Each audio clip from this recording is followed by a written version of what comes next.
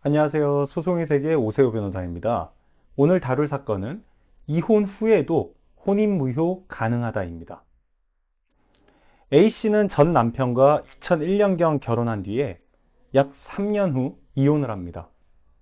이후 A씨는 혼인 당시 극도의 혼란과 불안, 강박 상태에서 혼인신고를 했다고 주장하면서 혼인무효 확인소를 제기합니다.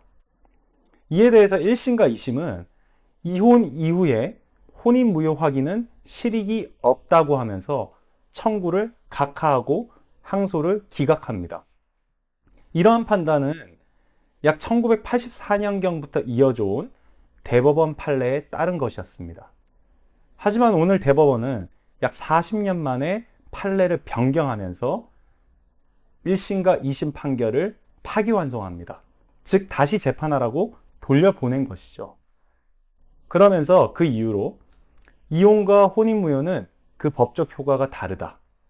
그리고 이혼은 이혼한 때로부터 장래적으로 효력이 발생하는 반면 무효인 혼인은 처음부터 혼인의 효력이 발생하지 않는다.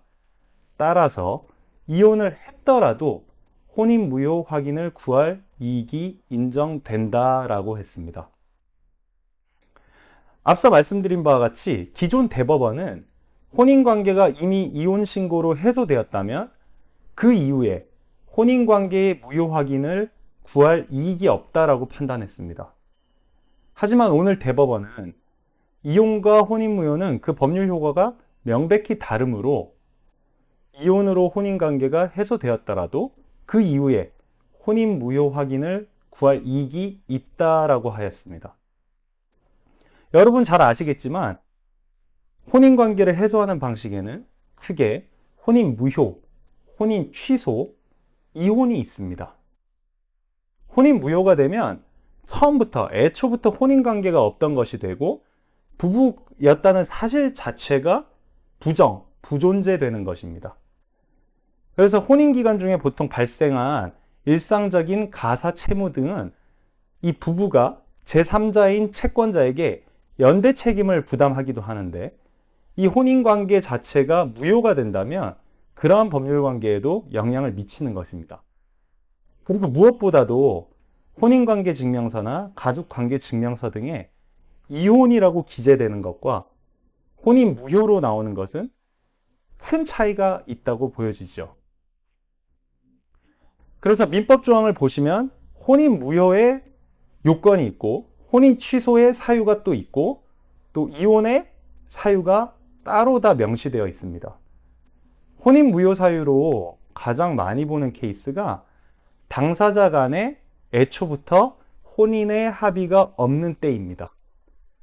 대표적인 케이스로 쌍방 합의로 위장 결혼을 한 케이스라든지 아니면 국제 결혼에서 그 외국인이 국적 취득을 목적으로 어느 일방을 속이고 결혼하는 경우입니다. 그래서 국제 결혼 케이스에서 결혼하고 나서 입국하고 나서 한 두세 달도 안 돼서 사라진다거나 잠적한다거나 그런 케이스가 많이 있죠. 오늘 대법원이 밝혔듯 이혼과 혼인무효는 그 법률 효과가 확연히 다릅니다.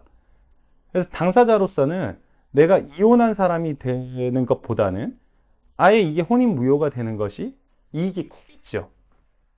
하지만 그 이익이 큰 만큼 혼인 취소나 무효를 인정받기는 매우 까다롭고 법원에 상당한 수준의 소명과 입증을 해야 하는 것입니다. 소송의 세계 오세호 변호사입니다. 감사합니다.